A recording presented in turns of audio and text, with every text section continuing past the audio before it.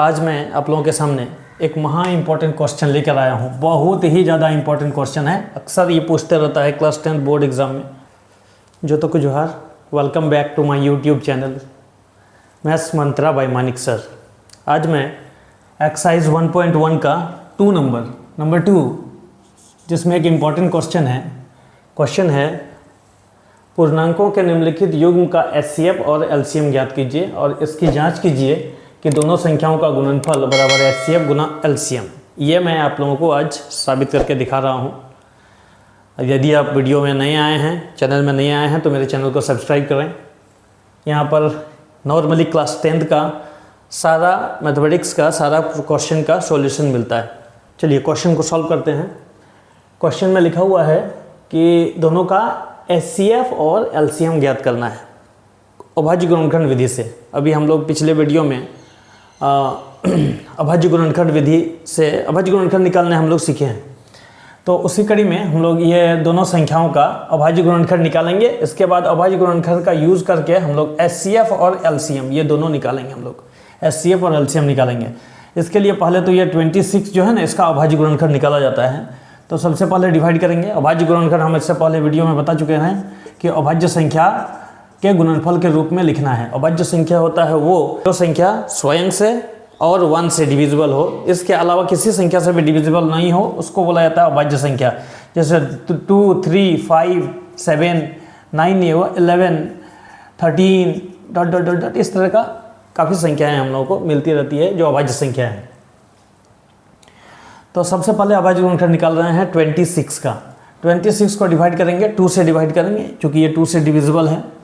तो 2 से डिवाइड करेंगे तो आया कितना, 13 2 या 26 होता है, तो 13 आया। अभी 13 खुद भी प्राइम नंबर है, अभाज्य संख्या है, इसीलिए इसका अभाज्य गुणनखंड कंप्लीट हो गया। नेक्स्ट हम लोग 91 का डिवाइड करेंगे। 91 का अभाज्य गुणनखंड निकाल रहे हैं। ये डिविजिबल होगा 7 से। 2, 3, 4, 5 कहीं से भी नहीं होने वाला है, 7 से डिविजिबल होगा। ये 7, 13 जो 91 होता है, इसलिए ये इसका भी अभाज्य गुणनखंड देखिए हो गया। तो हम लोग एचसीएफ और एलसीएम निकालेंगे। उसके लिए क्या करेंगे, लिखेंगे 26 का अभाज्य गुणनखंड कितना मिला हम लोगों को। 26 का अभाज्य गुणनखंड इक्वल टू मिला 2 × 13, 2 × 13, ये हो गया। इसके बाद 91 का अभाज्य गुणनखंड, 91 का अभाज्य गुणनखंड ये मिल गया हम लोगों को 7 × 13। अब देख रहे होंगे कि दोनों संख्याओं के 26 और 91 दोनों संख्याओं के अभाज्य गुणनखंड में कौन सा संख्या कॉमन है।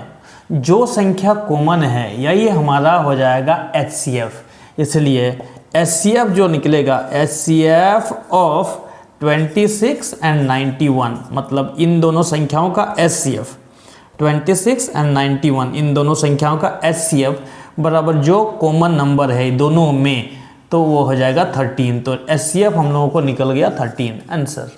अगर ये एचसीएफ निकालने के लिए ही रह सकता है ऑब्जेक्टिव में कि इन दोनों संख्या का एचसीएफ क्या होगा, तो अभाज्य गुणनखंड विधि द्वारा इस तरीके से निकाला जा सकता है। अब एचसीएफ हम लोगों को 13 आया है, ठीक है। और एलसीएम जब निकालेंगे, एलसीएम तो एलसीएम ऑफ 26 एंड 91 जब लेंगे तो इसमें जितना अभाज्य गुणनखंड में जितना संख्याएं हैं सारे संख्याओं को लेना पड़ता, सारे संख्याओं को लिखना पड़ेगा। 2 × 13, एक केस ये है कि इसमें 2 × 13 जब ले लिए तो 13 के साथ में ये वाला जो कॉमन नंबर है, ये यहाँ से यहाँ तक में भी है, कॉमन है, तो इसलिए ये वाला 13 हम लोग को नहीं लिखना है। 2 × 13 × लिखेंगे ये वाला 7, बस यही हम लोगों को एचसीएफ हो जाएगा। तो इसको मल्टीप्लाई करेंगे तो हो जाएगा 182। ये हम लोग को हो गया इन दोनों संख्याओं का सॉरी, यहाँ पर 1 होगा 91। एचसीएफ निकल गया 13 और एलसीएम निकल गया कितना, इन दोनों 26 और 91 का एलसीएम निकाले तो 182 आ गया, ठीक है। अब हम लोग जांच पे आते हैं, क्योंकि इसमें लिखा हुआ है कि जांच कीजिए कि दोनों संख्याओं का गुणनफल मतलब इन दोनों संख्याओं का गुणनफल। तो लिखेंगे दोनों संख्याओं का गुणनफल बराबर HCF गुणितु LCM के बराबर होगा। ये भी हम लोगों को साबित करना है, मतलब जांच करना है, जांच करके देखना है कि दोनों संख्याओं का गुणनफल HCF इंटू LCM के बराबर हो रहा है कि नहीं हो रहा है। तो हम लोग जांच कर रहे हैं, ये हम लोगों का जांच है, जांच कर रहे हैं। दोनों संख्याओं का गुणनफल क्या होगा बताइए। दोनों संख्याओं का गुणनफल, दोनों संख्याओं का गुणनफल इक्वल टू 26 इंटू 91, ये दोनों गुना कर दिया, ठीक है। इन दोनों को गुना करेंगे, गुणनफल equal to 26 into 91 equal to हो जाएगा 2366, इतना होगा 2366। दोनों संख्याओं का गुणनफल किए तो अभी इन दोनों संख्याओं का HCF और LCM इन दोनों को भी गुना करेंगे, क्योंकि हम लोग को HCF इंटू LCM का गुणनफल निकालना है। तो लिखेंगे HCF into LCM equal to HCF is 13 into 182। इसको भी आप मल्टीप्लाई करिएगा तो देखेंगे मिलेगा 2366। तो ये दोनों सेम मिल गया। इसका मतलब क्या मिला, हम लोग जांच करने के बाद क्या पता चला कि दोनों संख्याओं का गुणनफल क्या मिला, दोनों संख्याओं का गुणनफल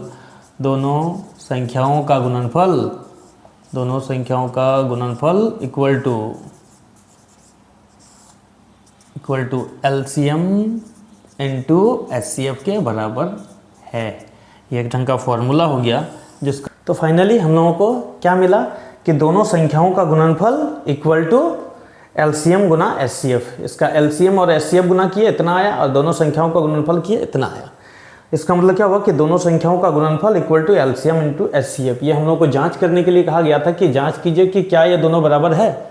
तो हम लोगों को रिजल्ट आया, हाँ, दो संख्याओं का गुणनफल equal to LCM into HCF के बराबर होगा। तो जैसा कि हम लोग पहले वाला क्वेश्चन में अभी प्रूफ किए कि दोनों संख्याओं का गुणनफल बराबर LCM इंटू HCF के बराबर होगा, तो उसी लाइन को हम ऐसा लिख दिए हैं कि इससे हम आपको 5 फॉर्मूला निकाल के दिखा दे रहे हैं। देखिए फॉर्मूला है ये कि पहली संख्या और दूसरी संख्या, दोनों संख्याओं का गुणनफल उसके LCM और HCF के बराबर है।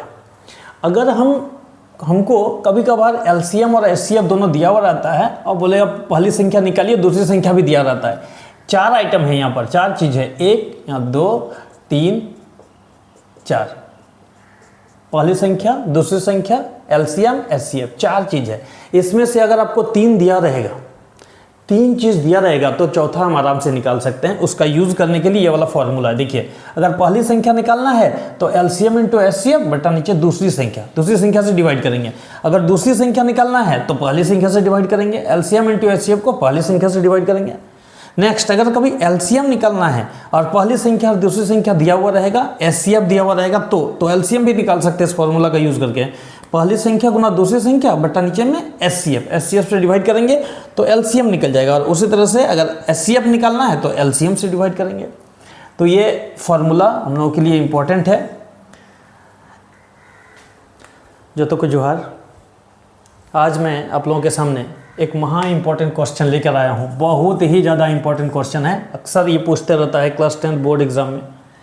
क्वेश्चन है HCF of 306 and 657 equal to 9 दिया हुआ है, तो LCM निकालना है।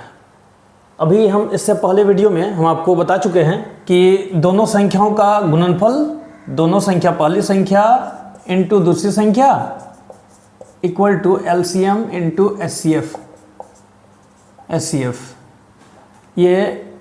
ये फॉर्मूला हम लोग निकाल चुके हैं।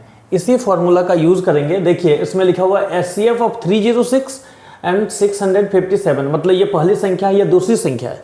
ये पहली संख्या है 306, 657 ये दूसरी संख्या है, और दोनों का HCF दिया हुआ है कितना, 9। तो हम लोग को LCM निकालना है। तो हम लोग चूँकि फॉर्मूला जानते हैं LCM इक्वल टू क्या होता है फॉर्मूला, पहली संख्या गुना दूसरी संख्या। इन दोनों संख्याओं को गुना करेंगे, दूसरी संख्या, और बटा नीचे में डिवाइड करेंगे कौन चीज़ से, HCF से डिवाइड करेंगे। ये फॉर्मूला हम आपको पिछले वीडियो में बता चुके हैं। अब देखिएगा मिल जाएगा, ये फॉर्मूला है LCM इक्वल टू पहली संख्या गुना दूसरी संख्या इक्वल टू पहली संख्या इंटू दूसरी संख्या by HCF। LCM equal to formula होता है पहली संख्या इंटू दूसरी संख्या अब बाई HCF। अगर हम लोगों को HCF निकालने का रहता तो हम LCM से डिवाइड करते हैं, ये फॉर्मूला था। अभी यहाँ पर क्वेश्चन में आते हैं पहली संख्या कितना है, इसका पहली संख्या है 306, ये हो जाएगा 306 इंटू दूसरी संख्या हो जाएगा 657 बाई नीचे उसका HCF लिखेंगे। HCF कितना दिया हुआ है 9 है, 9 से डिवाइड करेंगे, ये इसको 9 से काटेंगे हम लोग, 9 से डिविजिबल है इसलिए 9 से कटेंगे, ये 9 3 जा 27 और 9 4 जा 36, तो 34 इंटू ये मिल गया हम लोगों को 34 इंटू 657, इसको मल्टीप्लाई करेंगे तो हो जाएगा 22338, ये आ जाएगा। ये हम लोगों को LCM आ गया, LCM ऑफ ये दोनों संख्या का 306 एंड 657 दिस इक्वल टू 22338, ये आपको आंसर आ गया। ठीक है, बहुत ही इजी है, बहुत ही सिंपल है, आपको सिंपल तरीके से बताने का कोशिश कर रहे हैं। आशा है आप समझ रहे होंगे। यदि आप चैनल में नए हैं तो चैनल को सब्सक्राइब करें और वीडियो को लाइक करें। मेरे चैनल में आने के लिए धन्यवाद।